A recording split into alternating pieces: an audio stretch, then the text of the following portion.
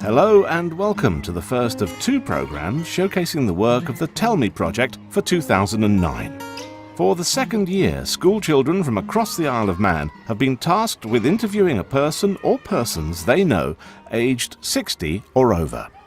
This intergenerational education initiative was designed to motivate older people to record their memories by recounting them to children and to enhance understanding between generations. The children were given advice on interview technique and trained to operate mobile recording equipment on their own. In our first interview, Danielle Mather from St Ninians talks to her grandmother, Anne Mather, and she started by asking what it was like growing up during the Second World War.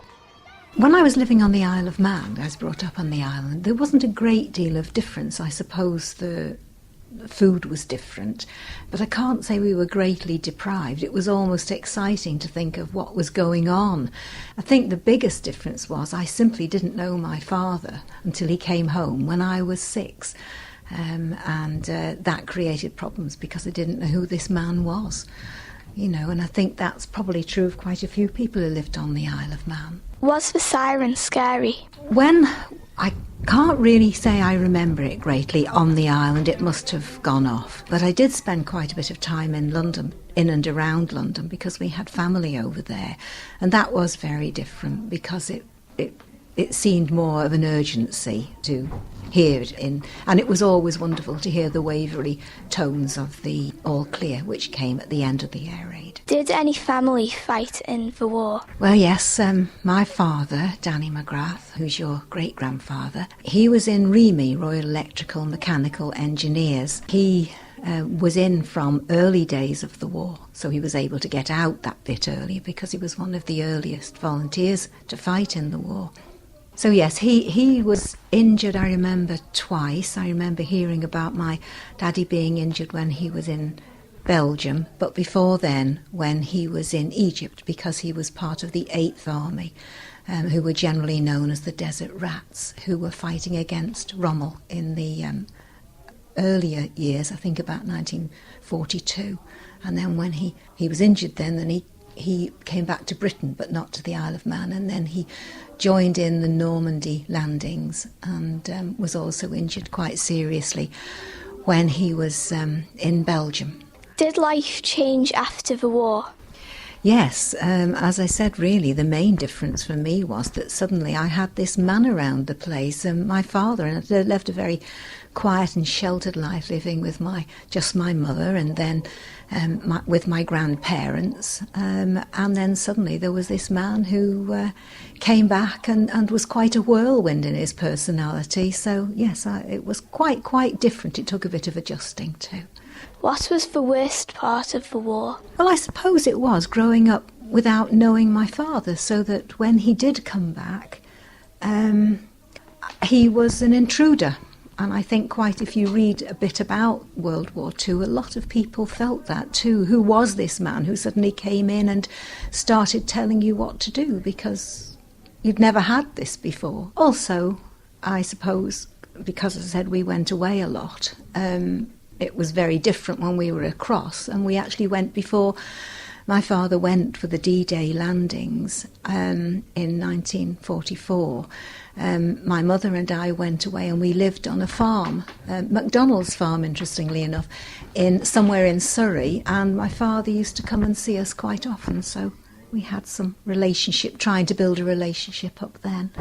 Were high streets and shops busy like today during the war? Because of rationing, you tended to go to the shops. You were registered, I think, with certain shops for food like sugar, butter, meat. My great aunt, my grandfather's sister, had a shop, and we used to go up there, and I used to help her weigh out, put the biscuits in the bags weighed out a pound of biscuits because they weren't packaged in those days. You had to weigh them out. And I also used to weigh the sugar out into the pound sugar bags, which were dark blue. I suppose we might have been we were a lot luckier over here as far as rationing was concerned, because I can't remember ever being greatly starved. We used to eat an awful lot of rabbit, because obviously there were rabbits for the killing in the hills. We ate an awful lot of fish, so I think we probably had quite a healthy diet over here. Like your granddad, I was aware of bananas coming in and being disappointed in them. But I also remember being told by my mother, you wait till the war ends and then we'll have chicken, not rabbit. And the first chicken we got, I actually said, oh no, I'd really rather rabbit, the flavour of rabbit. So it was all a bit different, but I can't say there was a big difference. Noticed more of a difference when we went to England, I think. What were schools like in the war? I didn't go to school in the war, although I should have gone, I suppose, in 1944-45. I didn't actually go because we were spending so much time across. My great-grandparents were in Kent, and we had to go and see them quite a bit. They were very elderly, and I actually was 6 before I started school over here. So I didn't really get the feeling of being educated during the war years, because I wasn't really. I picked up when I went to school a bit later. What were your thoughts about rations, and how many were given out monthly? I can't quite remember, but I know they were very strictly adhered to, and you know, you couldn't sort of get away with anything over the top, or certainly that's as I understood it, because I used to go shopping for my grandmother on a Saturday sometimes with the ration book. I particularly remember sweets being rationed, which I did think was grossly unfair, but I don't suppose that did our teeth any harm at all, having only be able to have so many sweets. And I do remember quite clearly when rationing ended as far as sweets were concerned. I can't say that I ever felt deprived of anything in the food line. In the Isle of Man we were lucky because at a certain part of the year, of course, there was a strawberry harvest, particularly down at Rushen Abbey. They before the war, they had made a thing about strawberries and cream teas, and we always had jam on our table, and it was strawberry jam. And people who came from across couldn't believe this. But there was one little, perhaps amusing little anecdote about that.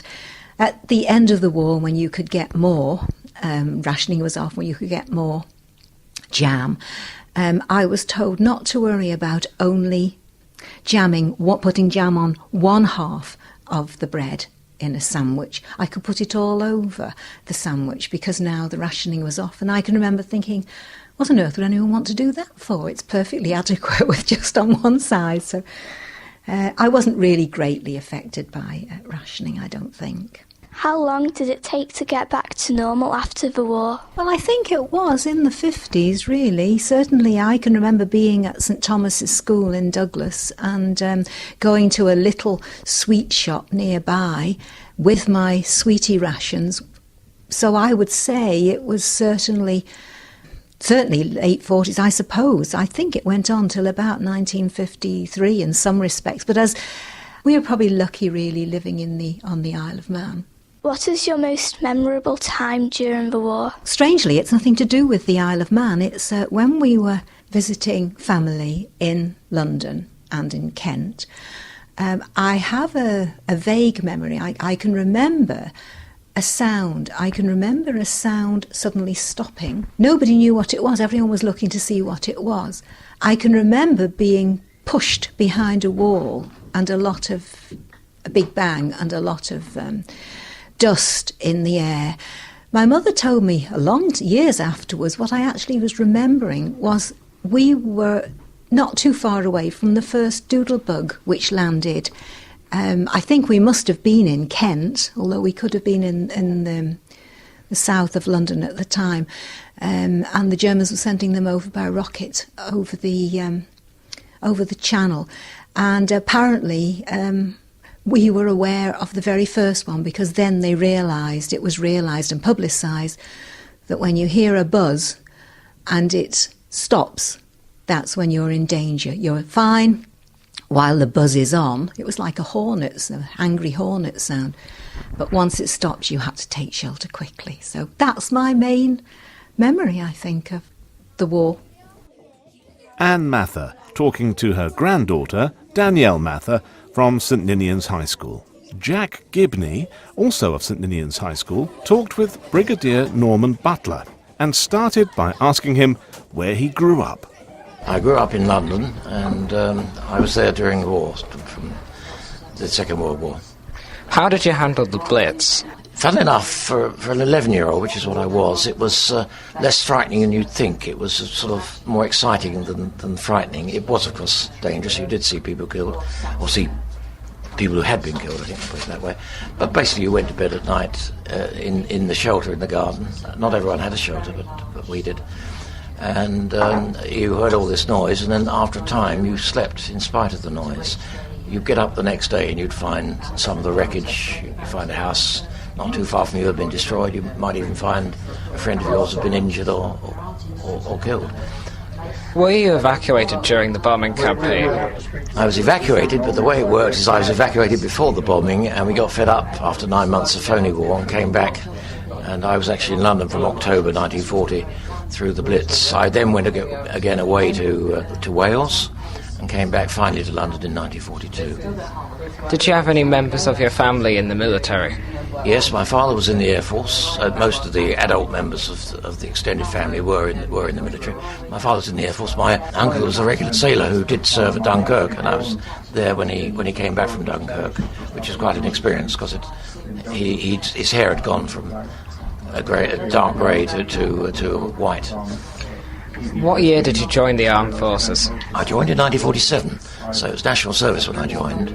I then decided to stay in, and I did 37 years. What were the main conflicts you were involved with? Basically, if you say the Cold War, which wasn't a conflict, but it was always going on, I suppose I spent 10 or 15 years involved in various aspects of that. But I was involved in a number of lesser wars. The Radfan campaign in the north of Aden, as it was then. The whole thing is now Yemen. The Aden campaign, which is another campaign, which is actually in Aden fighting terrorism. A minor campaign in Ghana when it got its independence. There was a little revolution which we put down. But by and large, I had, compared with what they're going through now, quite a quiet 37 years in the military. Not a lot of shots. I was wounded a couple of times, so not a lot of shots were fired at me. Do you remember the Cuban Missile Crisis?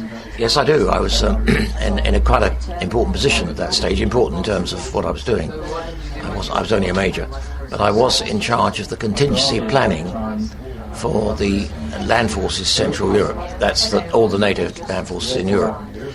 And basically my job was to keep those plans up to date and help with the training exercises in which they were trained. And the contingency plans were basically there to give an automatic response to various situations. It was quite frightening. I'd only been about 10 months in the job when the Cuban Missile Crisis, a crisis of enormous possibilities, a threat, when you look back on it. The Russians were able to damage America terribly. The Americans could have destroyed Russia, and that could have actually happened. It was on the knife edge. So there was I sitting with my contingency plans, and the very things listed in the contingencies were all happening, or some of them were happening. International tension, and the degrees of alert were going up like nobody's business. It only lasted about 3 or 4 days altogether from the first discovery by the Americans of a missile launching pad in Cuba, which naturally they couldn't possibly allow, to the fact there were Russian ships steaming with more missiles on their way. There was a face-off, and the Russians blinked. Mr. Khrushchev blinked first, gave way, turned the ships around, and the world was saved. But it would have been a catastrophe of enormous consequences. And I was sitting there worrying like hell about what we were going to do.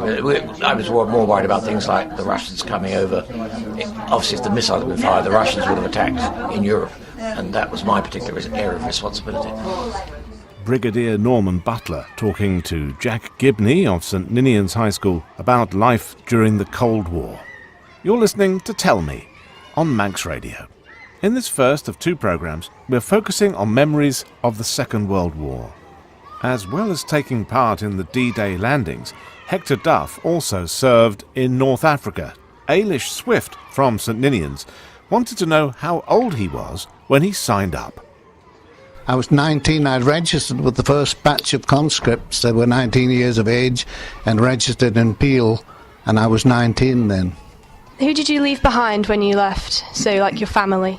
Well, I'm my mother, my sister, my brother. But I was married, and I left my wife, who, when I left in the August of 1940, my wife was pregnant. So I left her pregnant when I went in 1940. And my daughter was born in the December 1940, and I didn't see her. The first time I saw her was in January 1944. So she was four years old when I first seen her. What was Africa like? Is that where you went first, yes? Yeah, yes, I first went to Africa, and it was, hot and very featureless, and it was an ideal place to fight, if you could call it an ideal place, because there was no civilians about, of course, and but there was no cover where you could hide. You had to dig yourself in. Although I was in the position, I fought all through the war either in a tank or an armoured car, so I didn't have to do any slit trench digging. But we used to have to sometimes dig the tank in or dig it out. Really, we got stuck in the tank in the soft sand. It was a featureless sort of a place, but there were what we called waddies and escarpments and that sort of thing, like little valleys where you could get into a position of sort of conceal yourself a little bit. We were always fighting going to the east, and of course we were fighting going into the sun, which was an advantage to the Germans. But yes, it wasn't the best of places to fight. There was no sanitation, no water and all that sort of thing. That was very short supply. What was it like actually being in a battle? I can't really describe it to you. It's horrendous, really. It's the very first. They always say a soldier's first battle is his best because he doesn't know what to expect. And on my first battle, I was driving a tank when I went into battle first, and we went sailing on. We met a few infantry and that sort of thing, which we sort of quickly disposed of.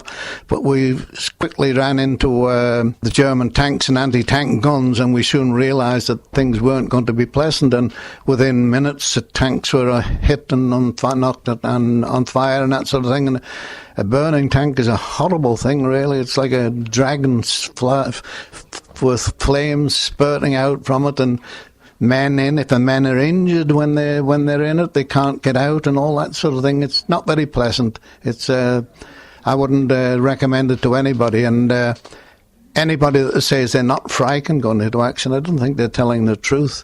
I went into action. I was all through the desert fighting, and then later in Italy and D-Day and that sort of thing, and I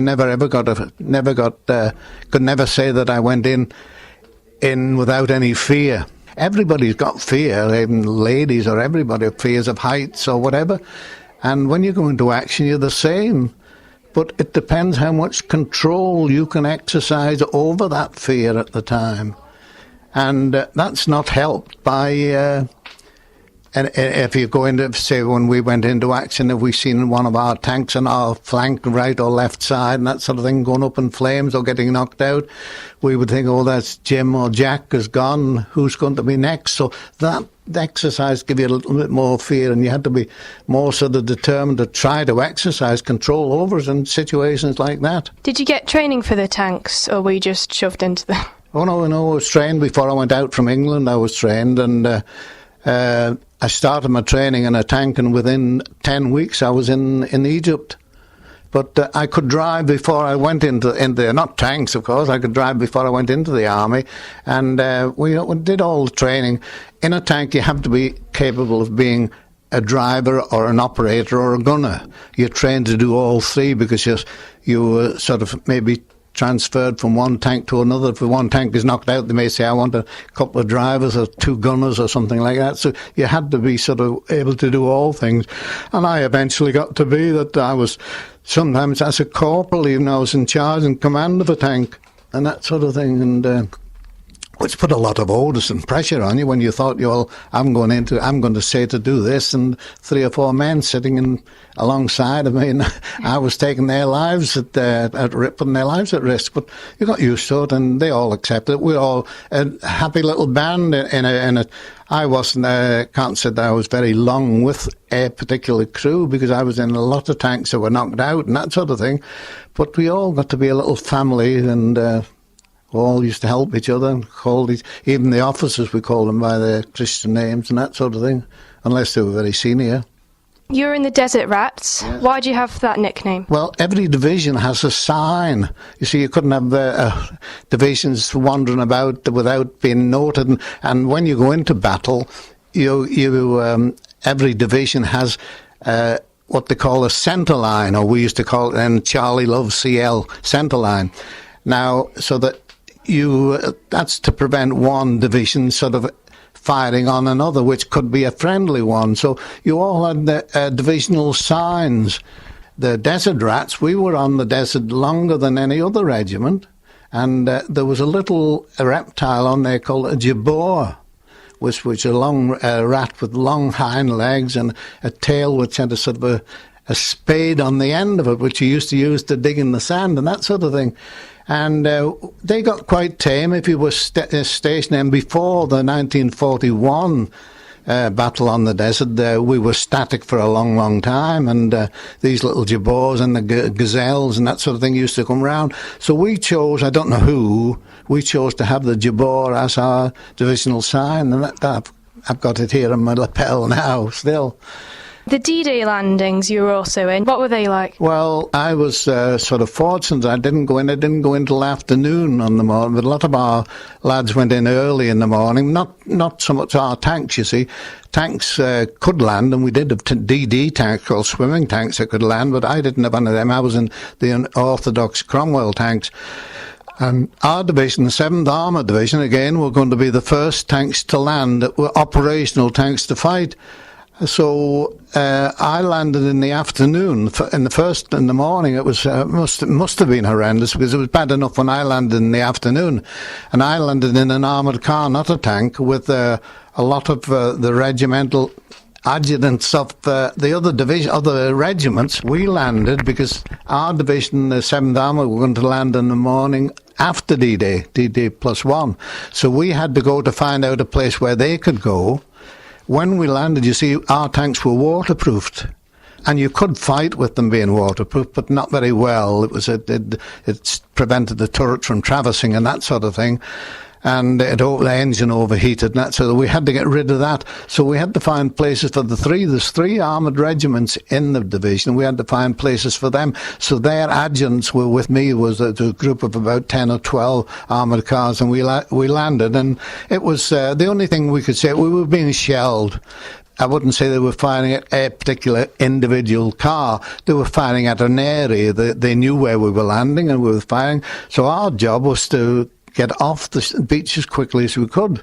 And there was men there, and the beach control officer they were all Marines, and they got you off the beach quickly too. So we got off and found out where we could de-waterproof and get ready for fighting the next day.